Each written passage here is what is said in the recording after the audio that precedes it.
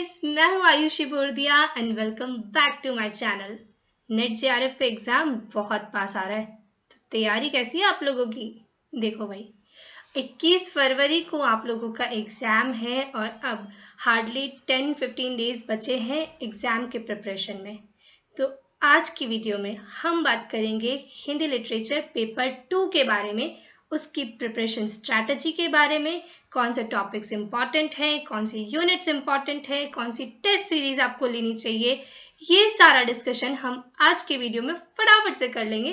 तो जल्दी से वीडियो को लाइक कर दें, अपने फ्रेंड्स के साथ शेयर कर दें और चैनल पर नए हैं तो चैनल को सब्सक्राइब कर दें। तो लेट्स गेट स्टार्टेड। देखो, सबसे पहले तो हमें बात करनी है सिलेबस पे और पीवाईक्यूज पर। पीवाईक्यूज बहुत इंपॉर्टेंट स्ट्रैटेजी का हिस्सा है, तो इसलिए मैं ये बुक आप लोगों को रेकमेंड करती हूँ और मैंने भी इसी बुक से पढ़ाई की है। ये यूथ कंपटीशन टाइम्स की एक पीवाईक्यू सॉल्वर बुक है, जिसमें आपको लगभग पिछले 20 सालों के सारे पेपर्स मिलेंगे। साथ के साथ ही इसमें आपको उनके आंसर्स और उनकी एक्सप्लेनेशन भी मिलेगी। तो मैं उम्मीद करती हूँ कि आप लोगों के पास ये बुक होगी, और अगर अभी तक भी नहीं है तो प्लीज़ अपने आसपास के रिटेल स्टोर से पता कीजिए, ये बुक खरीदिए। नहीं तो इसको ऑनलाइन खरीदने का लिंक मैं डिस्क्रिप्शन बॉक्स में डाल दूंगी, आप वहाँ से इस बुक को ज़रूर परचेज कीजिए। 2-3 दिन में अमेज़ोन से ये बुक आ जाएगी और इससे अपनी पढ़ाई ज़रूर कीजिए। तो देखो, सबसे पहले सिलेबस को हम देख लें कि यूनिट 1 से 10 यूनिट का हमारे पास सिलेबस है। इसमें से बहुत सारे बच्चों के मेरे पास सवाल आए कि दीदी, हमें यूनिट 5 से लेकर 10 तक जितने भी टेक्स्ट लगे हुए हैं, जितनी भी कहानियाँ, नाटक, उपन्यास, कविता, निबंध या अन्य गतिविधियाँ हैं, क्या उन सारे टेक्स्ट को पढ़ना है? नहीं, इतना सारा टेक्स्ट पढ़ना मतलब वैसे ही पॉसिबल नहीं है, लॉजिकली पॉसिबल नहीं है, ह्यूमन बिहेवियर के अकॉर्डिंग भी, और अब लास्ट के 10 दिन में तो बिल्कुल भी नहीं है। अगर पहले से पढ़ने बैठते शायद अब तक सारे टेक्स्ट हो जाते। तो लास्ट के 10 दिन में उन टेक्स्ट को कैसे कवर करें, क्योंकि टेक्स्ट तो बहुत इंपॉर्टेंट है, सवाल तो वहां से आ रहा है। तो देखो, यूनिट 1 से लेके 4 तक हम बाद में बात करेंगे, यूनिट 5 से लेके 10 तक पहले बात करेंगे। यूनिट 5 को उठाते हैं सबसे पहले। यूनिट 5 में है आपकी कविताएं। आदिकाल से लेके आधुनिक काल तक सारी कविताएं, सारी मतलब महत्वपूर्ण रचनाएं आपके कोर्स में लगाई गई हैं। अब सबसे पहला तो आपको ये काम करना है कि आपके कोर्स में जितने भी राइटर्स लगे हुए हैं अभी तक, मतलब कि यूनिट 1 से लेके यूनिट 10 तक के लिए जितने ज़्यादा राइटर, जितने भी राइटर्स आपके लगे हुए हैं, उन सारे राइटर्स ने अपने पूरे जीवन काल में जितनी रचनाएं लिखी हैं, जितनी विधाओं में लिखी हैं, आपको उन सब का पता होना चाहिए। प्लीज़, ये बहुत ज़रूरी है कि सिलेबस में जितने राइटर्स हैं एटलीस्ट उनके बारे में आपको सारा कुछ पता होना चाहिए। उनका जन्म काल, उनका मृत्यु काल, उनकी रचनाएं, उनकी रचनाओं का प्रकाशन वर्ष। क्योंकि इतना काम आप लोग कर लोगे ना, आप 1/4 ग्राउंड जीत जाओगे कि आपका यूनिट 2 किससे डील कर रहा है, हिंदी साहित्य का इतिहास से डील कर रहा है, और रचनाएं उन्हीं लेखकों की लगी हुई हैं जो हिंदी साहित्य में बहुत ज़्यादा महत्वपूर्ण है। तो 1/4 आप बैटल यहीं जीत गए हो कि भाई मुझे सारे लेखकों के बारे में सारा कुछ पता है। उसके बाद हम यूनिट बाय यूनिट स्टार्ट कर रहे हैं। अब यूनिट 5 कविताओं की यूनिट है। तो देखो, आदिकाल और भक्तिकाल, इसमें भी बहुत बड़े बड़े हैं। तो मैंने यही किया था कि आदिकाल और भक्तिकाल में से जो सुनी सुनाई पंक्तियां हैं और मुख्यतः जो शुक्ल जी की किताब में दी गई पंक्तियां हैं उनको तो किया था, बाकी सारी को मैं भी नहीं कर पाई थी। लेकिन मैंने छायावाद के बाद से, मतलब आधुनिक में जब हम प्रवेश कर गए, तो उसके बाद अयोध्या सिंह उपाध्याय या मैथिली शरण गुप्त को अगर छोड़ दें, क्योंकि उनके भी रचनाएं बहुत बड़ी बड़ी हैं, तो मैंने छायावाद में जयशंकर प्रसाद, महादेवी, निराला, पंत और इनके बाद के सभी कवियों की कविताओं को मैंने पूरा टेक्स्ट पढ़ा था। ये कविताएं आराम से आप लोग को ना इंटरनेट पर आप जो सर्च करोगे, तो जैसे ही आप नाम डालोगे अज्ञेय या असाध्य वीणा, आपको पूरी कविता निकल के आ जाएगी। एटलीस्ट आप लोग को कविता पता होनी चाहिए कि कविता की पंक्तियां ना यूजीसी वाला डायरेक्ट पूछता है एग्जाम में, तो आप पहचान जाओगे कि अच्छा ये पंक्ति असाध्य वीणा से आई है, अच्छा ये पंक्ति राम की शक्ति पूजा से आई है, कुकुरमुत्ता से आई है। तो इन कविताओं की पंक्तियों को आपको पहचानना है वहां पर, और ये काम आपको PYQs में भी हेल्प करेगा, क्योंकि PYQs में भी कुछ कविताएं आप पहचान जाओगे कि जैसे सतपुड़ा के जंगल है, तो लगातार 3-4 सालों से बार बार बनी हुई है, एग्जाम में आ रही है, हमारे एग्जाम में भी आई थी। आप उसको पहचान जाओगे फिर कि मैंने इसको पढ़ा है, तो ये भवानी प्रसाद मिश्र की कविता है और ये आई है एग्जाम में। तो ये काम तो आपको करना है। कविताएं कोशिश करो, छोटी छोटी सी कविताएं हैं, आज ही कर लोगे ना कविता आज ही खत्म हो जाएगी सारी, इंटरनेट पे ढूंढ ढूंढ के पढ़ लो। दूसरा काम कविताओं के ही संदर्भ में इम्पोर्टेंट है कि कविता कब प्रकाशित हुई। अच्छा, कविता नहीं हुई तो कविता संकलन कब प्रकाशित हुआ, किस कविता संकलन में कौन सी कविता लगी हुई है, ये लिस्ट बना लो। सिलेबस की तो एटलीस्ट आपको पता होनी चाहिए कि असाध्य वीणा किस कविता संकलन में है, या सतपुड़ा के जंगल किस में है, या फिर राम की शक्ति पूजा किस में है, कुकुरमुत्ता किस में है, ये आपको पता होना चाहिए, है ना। क्योंकि ये काम ना महादेवी वर्मा के यहाँ जैसे बहुत ज़्यादा इम्पोर्टेंट हो जाता है कि यामा, रश्मि, निहार, नीरजा किस में क्या लगा हुआ है भाई, ये पता होना बहुत ज़रूरी है। ये डायरेक्ट सवाल यही पूछता है NTA कि ये कविता है, अब ये नीचे दिए गए 4 विकल्प हैं, इनमें से किस संकलन में ये लगी हुई है, तो ये आपको पता होना चाहिए। उस संकलन का भी प्रकाशन वर्ष पता होना चाहिए। ठीक है, इतनी बात हमने करी यूनिट 5 कविता पर। अब हम नीचे बढ़ते हैं यूनिट 6 उपन्यास। एक बहुत बड़ी यूनिट, बहुत सारे उपन्यास। अब वही बात है कि सारे उपन्यास नहीं पढ़े जा सकते, मतलब नहीं ही पढ़ सकते। अगर आप बहुत पहले से तैयारी स्टार्ट कर दिए होंगे तो आपने सारे पढ़ लिए होंगे, वरना मैं भी सारे नहीं पढ़ पाई थी। लेकिन करना क्या है फिर, सारे नहीं पढ़े तो फिर एग्जाम कैसे क्लियर करें, एग्जाम में तो आएगा सवाल। करना ये है कि सारे उपन्यासों के बारे में पता होना चाहिए, सबका जिस्ट पता होना चाहिए, सबकी कथा वस्तु पता होनी चाहिए, सबका प्रकाशन वर्ष। एक लिस्ट बना लो कि ये मेरे कोर्स के उपन्यास हैं, जैसे देवरानी जेठानी पहला है, फिर परीक्षा गुरु, गोदान, शेखर, तमस, राग दरबारी, मानस का हंस, आपका बंटी, धरती धन, सारे की लिस्ट बना ली आपने। अब उस लिस्ट में पहले आप लिख लो कौन से वर्ष में ये प्रकाशित हुआ है। अब अगर ये लिस्ट जम्बल्ड हो गई है तो आप इसको अकॉर्डिंग टू द प्रकाशन वर्ष आप इसको अरेंज कर लीजिए असेंडिंग ऑर्डर में। सबसे पहले तो देवरानी जेठानी आएगा, फिर परीक्षा गुरु, फिर 36 में गोदान, फिर 40-44 में शेखर। इस तरह से आप कालक्रम से इसकी लिस्ट बना ली आपने। अब उसके आगे आप ये लिखिए कि किसमें कितने अनुच्छेद हैं, किसमें कितने भाग हैं। जैसे गोदान में 1936 में गोदान प्रकाशित हुआ, 36 ही अनुच्छेद हैं। शेखर एक जीवनी में 2 भाग हैं, भाग 1 भाग 2, है ना, उनके नाम भी हैं तो नाम पता होने चाहिए। झूठा सच के 2 भाग हैं, दोनों का प्रकाशन वर्ष अगर अलग अलग है तो आपको वो भी पता होना चाहिए। उनके साथ साथ आप लिखते चलिए। फिर आगे क्या लिखना है, आगे लिखना है पात्र, क्योंकि बहुत बार यही सवाल आ गया है कि होरी किस गांव का था। सेमरी और बेलारी 2 गांव हैं, लेकिन होरी किस गांव का था ये बताओ। अब बच्चे कंफ्यूज हो जाते हैं कि गांव 2 हैं ये भी पता है, गोदान में है ये भी पता है, लेकिन होरी किसका था ये नहीं पता। तो इसलिए आप अगर गोदान के पात्र बना रहे हैं तो आप इस तरह से बनाइए, ग्रामीण पात्र और शहरी पात्र। उसमें आप होरी, धनिया, गोबर, झुनिया, है ना, राय साहब आदि के लिखिए। फिर आप शहरी पात्रों में मेहता, मालती, तनख्वाह, इन सब के नाम लिखिए, है ना। और उसके बाद संवाद आते हैं इंपॉर्टेंट। ये सारे आपको पात्र सारे ही उपन्यासों में निकाल लेने हैं, ढूंढने पड़ेंगे, थोड़ा सा टाइम लगेगा। विकिपीडिया पर भी उपन्यास के बारे में सर्च करोगे तो पात्र निकल के आ जाएंगे। तो क्योंकि पूरा उपन्यास नहीं पढ़ सकते हैं तो उपन्यास का वर्ष पढ़ लिया, पात्र पढ़ लिए।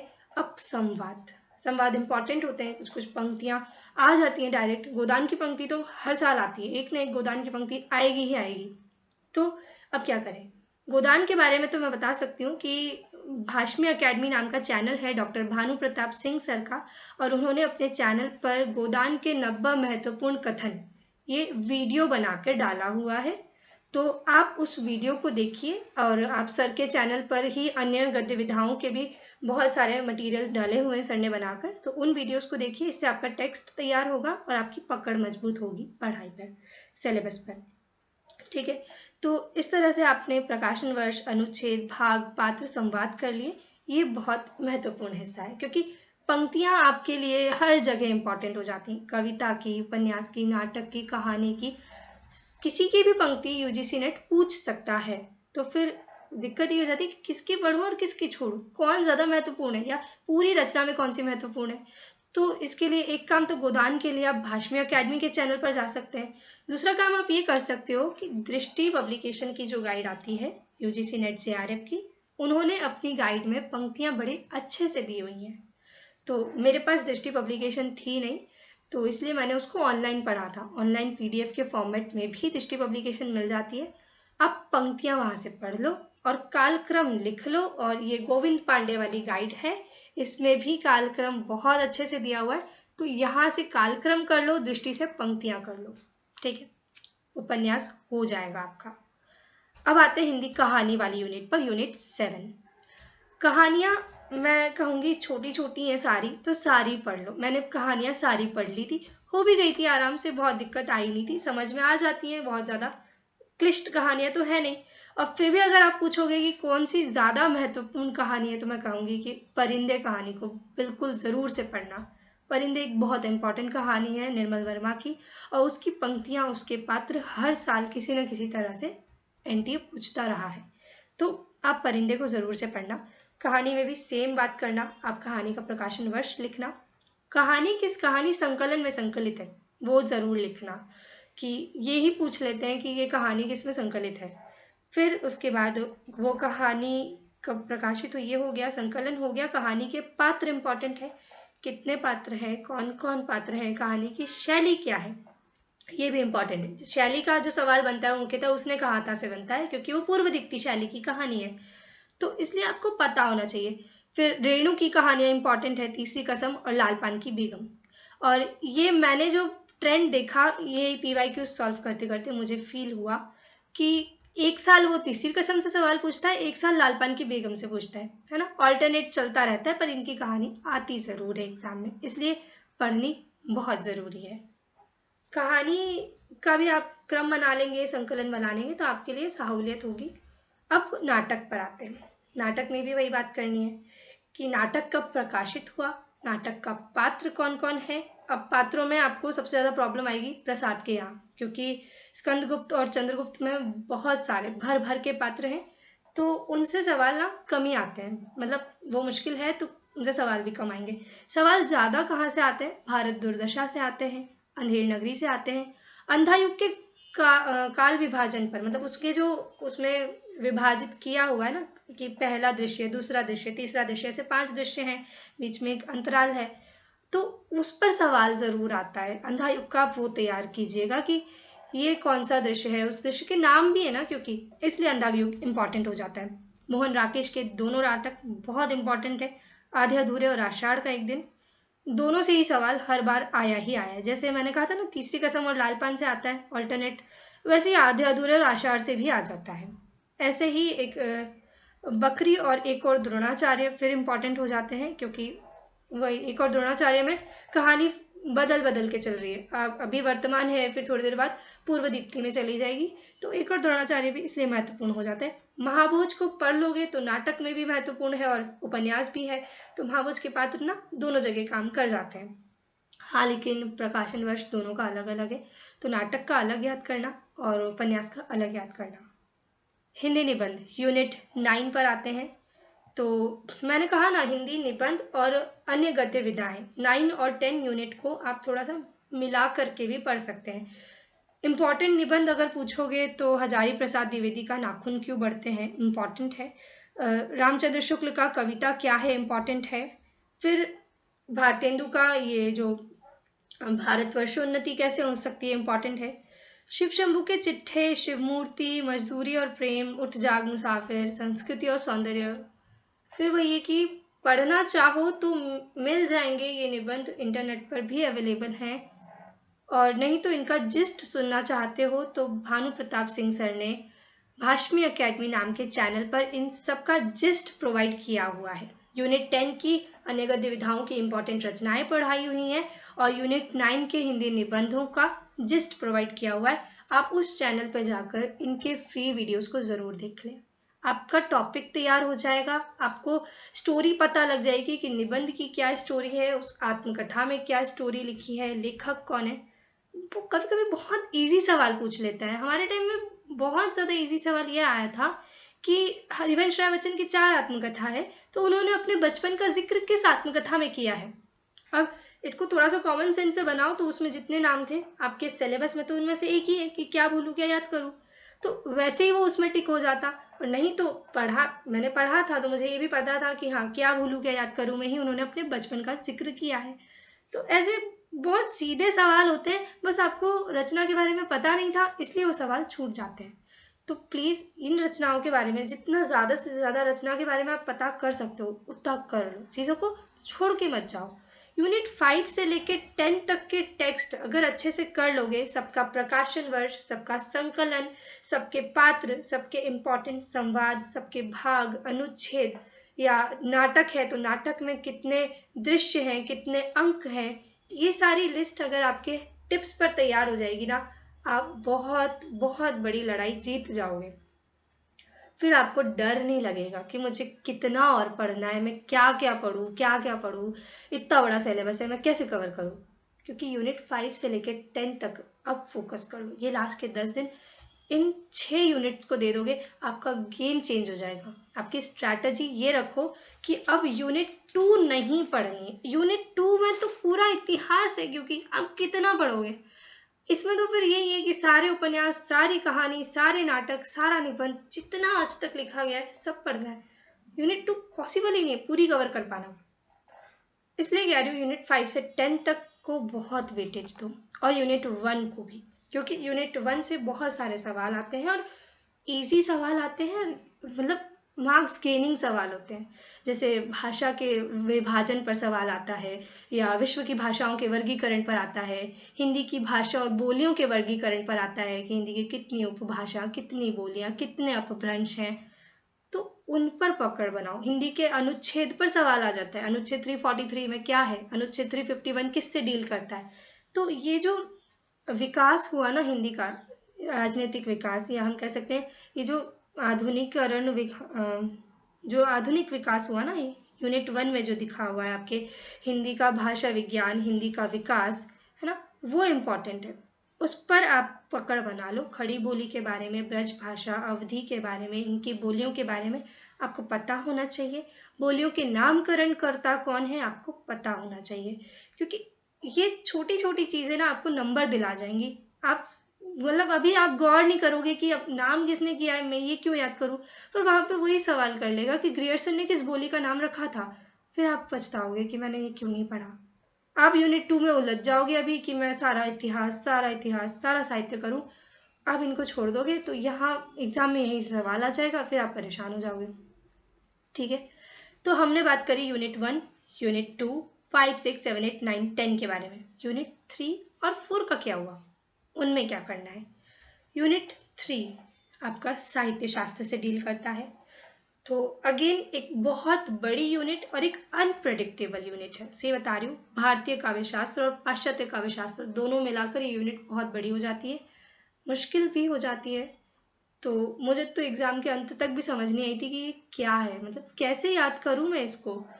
तो आप एक काम करो, आप सबका क्रम तो याद ही कर लेना, बेसिक तो याद करके ही जाना कि भामा, दंडी, रुद्रट, उद्भट कब कब हुए, इनका इनकी शताब्दी, मतलब इनका जन्म क्रम आपको याद होना चाहिए, क्योंकि कई बार ना क्रम से सवाल आ जाता है। फिर इन सब का सूत्र याद होना चाहिए कि इन्होंने क्या क्या सूत्र दिया है। उसके बाद रचनाएं बहुत ज़्यादा अगर नहीं भी याद होती हैं, मतलब विचारकों की, तो क्या ही कर सकते हैं। अब नहीं याद हो रही तो नहीं याद हो रही है, मैंने भी बहुत कोशिश करी थी, मुझे भी नहीं हुई थी। सूत्र कुछ के हुए, कुछ के नहीं हुए, तो इसलिए ये मैं खुद कह रही हूँ बहुत अनप्रेडिक्टेबल है। तो कभी भी डायरेक्ट सवाल यहाँ से आया ही नहीं है, मतलब पिछली बार भी मेरे पेपर में 4 से 5 सवाल आए थे और डायरेक्ट सवाल नहीं थे। तो मुश्किल हो जाती है बच्चे के लिए कि एलिमिनेट करके भी सवाल का जवाब नहीं मिलता है। इसलिए कह रही हूँ बेसिक बेसिक याद कर लो, ताकि ना वहां पर कोई इजी सवाल आ जाए तो उलझना मत, और कुछ ट्रिकी सवाल आ जाए क्या पता आप लोग एलिमिनेट करके उसका आंसर सही कर दो। पाश्चात्य काव्यशास्त्र में भी अगेन आपको वर्ड्सवर्थ, अरस्तु, कॉलरिज सब क्रम से लिख लो, क्रम से याद कर लो कि कौन कब कब हुए हैं, किसकी कौन कौन सी रचना है। और पाश्चात्य में आपके लिए वाद इंपॉर्टेंट हो जाते हैं, तो उन वादों को भी एक लिस्ट बना लेना, स्वच्छंदतावाद कब आया, ये वाद, वो वाद, नवलेखनवाद, तो क्योंकि वहां पे फिर वादों का भी क्रम पूछ लिया जाता है। तो यूनिट 3 में इस तरह से छोटी छोटी चीज़ों की लिस्ट बना लो, एक बेसिक आइडिया ले लो सबका, क्योंकि इनके सिद्धांत, अब पाश्चात्य वालों के सिद्धांत भी तो इम्पोर्टेंट है ना, अनुकरण सिद्धांत, त्रासदी सिद्धांत, विरेचन या काव्य भाषा सिद्धांत है वर्ड्सवर्थ का। तो इसलिए कह रही हूँ, बहुत ज़्यादा घूम जाओगे इस यूनिट को आप 10 दिन में, तो इस पर प्रकांडता, मतलब इस पर ना परफेक्शन नहीं हासिल किया जा सकता, इसलिए कह रही हूँ बहुत मत उलझना, थोड़ा सा कर लेना। वैचारिक पृष्ठभूमि अगेन एक बड़ी यूनिट है पर एक इजी यूनिट है। अगर आप यूनिट 2 को अच्छे से पढ़ लोगे तो आपको इसका हिंदी का एक आंदोलन, या यूनिट 1-2 को मिलाकर हिंदी साहित्य का जो आंदोलन हुआ है या आधुनिक हिंदी की जो पृष्ठभूमि रही है वो उतना समझ में आ जाएगा। तो आपको यहाँ पर तो दर्शन ही पढ़ना है, गांधीवादी दर्शन है, अम्बेडकर का दर्शन, लोहिया का दर्शन, इजीली आपका काम बन जाएगा। ठीक है, तो यूनिट 3 और 4 को थोड़ा कम कम भी तैयार करोगे ना, आपकी तैयारी हो जाएगी। यूनिट 1, 2, 5, 6, 7, 8, 9, 10 को बिल्कुल हल्के में मत लेना, उन पर पकड़ बनाकर चलना, आपका पेपर बहुत अच्छा हो जाएगा, है ना। अब इतनी बात तो हमने करी सिलेबस पर, टॉपिक्स पर, यूनिट्स पर। अब क्या करें, पढ़ तो लिया, खुद को टेस्ट कैसे करें। बहुत इंपॉर्टेंट चीज़ है खुद को टेस्ट करना। PYQs की बुक लो और इसके पेपर्स को सॉल्व करो। अब यहाँ पर दिक्कत क्या होती है, जो मेरे साथ भी हुई, कि इस बुक में ना हाथ के हाथ नीचे ही आंसर लिखा हुआ है, उसका सॉल्यूशन दिया हुआ है एक्सप्लेनेशन के साथ, तो कई बार चीटिंग हो जाती है। मन है ना, दिल है कि मानता नहीं, कितनी कोशिश करोगे कि भाई ऊपर ही सवाल को देखना है, जस्ट नीचे जवाब है थोड़ा सा दिख जाता है। इससे बचने का एक तरीका है कि NTA, नेशनल टेस्ट अभ्यास, ये NTA का ही एक टेस्ट अभ्यास सीरीज है या एप्लीकेशन है, इसको आप मोबाइल में डाउनलोड करो। इसमें आपको अभी तक के UGC नेट के जितने पेपर्स हुए सारे मिल जाएंगे, पेपर 1 के भी, पेपर 2 के भी। तो अपने अपने रिस्पेक्टिव सब्जेक्ट का, आज हिंदी की बात हो रही तो हिंदी का पेपर डाउनलोड करो और वहाँ से आंसर, मतलब वहाँ से सॉल्यूशन करो, और मतलब एक पेपर में लिखते जाओ ना कि मैंने ये आंसर इसका लिखा है, ये आंसर उसका लिखा है। उसके बाद उसी की आंसर शीट में से मैच कर लो कि मेरा ये इतना ठीक हुआ, उतना ठीक हुआ, इतना ठीक हुआ। यहाँ पर आपको ये पता लगेगा कि हाँ, बिना आंसर देखे या बिना चीटिंग करे मैं कितना सही कर पा रहा हूँ। उसके बाद और 2-4 मैं टेस्ट सीरीज आप लोग को बताऊंगी कि NTA को तो डाउनलोड कर ही लेना, साथ के साथ टेलीग्राम पर अब टेस्ट स्टार्ट हो गए हैं भाई, तो टेलीग्राम टेस्ट सीरीज से पीछे मत रहो।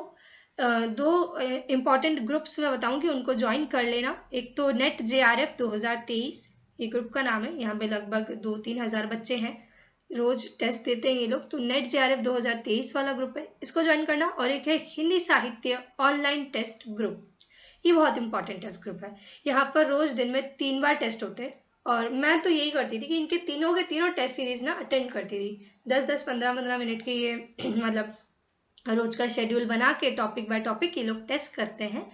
तो इनके टेस्ट सीरीज को जरूर ज्वाइन कर लो, फ्री ऑफ कॉस्ट है यार। टेलीग्राम एप्लीकेशन, मोबाइल तो दिन भर वैसे ही चला लेते हैं, तो थोड़े दिन टेलीग्राम चला के उस पर टेस्ट ही दे लो, ये बहुत इंपॉर्टेंट चीज़ है।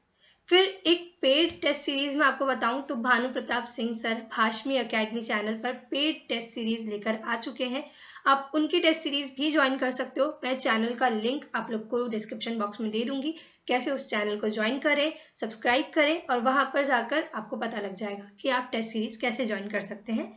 तो ये काम आप 3-4 कर लो, PYQ सॉल्व कर लो, नेशनल टेस्ट अभ्यास एप्लीकेशन डाउनलोड कर लो, फिर ऑनलाइन टेस्ट ग्रुप में टेस्ट दे लो, है ना, टेलीग्राम पर टेस्ट दे लो, सिलेबस को अच्छे से पढ़ लो, सारी रचनाओं का कालक्रम याद कर लो, संवाद याद कर लो, पात्र याद कर लो, संकलन याद कर लो, आपका पेपर बहुत अच्छे से हो जाएगा। इन सब के बाद बस खुद पर विश्वास रखो कि मैंने जितना पढ़ा है उतना मुझे याद है, क्योंकि बहुत ज़्यादा पढ़ने से चीज़ याद नहीं होती है, बहुत ज़्यादा रिवीजन करने से चीज़ याद होती है। तो अब आप लोग बिल्कुल उस दौर में हो कि जितना ज़्यादा रिवीजन करोगे, खुद को टेस्ट करोगे, बार बार चीज़ों को देखोगे, उतनी ज़्यादा वो यहाँ पे सेव होती जाएंगी। नहीं याद हो रहा है, लिख लिख के याद करो, क्योंकि क्रम तो याद करने पड़ेंगे, डेट याद करनी पड़ेगी, कुछ भी करके करो, हाथ पे लिख के करो, पेपर पे लिख के करो, बोर्ड पे लिख के करो, पर डेट तो याद करनी ही पड़ेगी, क्योंकि वहां पे NTA कालक्रम का सवाल पूछता है। और उसको बनाने के लिए अगर उसमें आपको 4 में से 3 की भी डेट पता है ना, आप बना सकोगे सवाल। कई बार तो 2 की डेट पता होने पे भी घूम फिर के लॉजिक लग ही जाता है कि हाँ इतना इतना बन रहा है तो ये आंसर हो सकता है। इसलिए कह रही हूँ पेपर की तैयारी आप अगर 95% सिलेबस पढ़ लोगे ना, यूनिट 1, 2, 5, 6, 7, 8, 9, 10 को अच्छे से कर लोगे ना, पूरे कालक्रम के साथ, पूरी रचनाओं के साथ, पूरे कवियों के साथ, उनके बैकग्राउंड के साथ, आपका काम बन जाएगा। खुद पर भरोसा रखना, बहुत सारे टेस्ट देना, PYQ सॉल्व करना, आपका पेपर बहुत अच्छे से हो जाएगा। तो अगर ये सारी जानकारी पसंद आई हो और लास्ट 10 डेज की ये स्ट्रैटेजी आप फॉलो करना चाहते हो तो प्लीज वीडियो को लाइक जरूर करना, अपने दोस्तों से शेयर जरूर करना, क्योंकि शेयरिंग इज केयरिंग।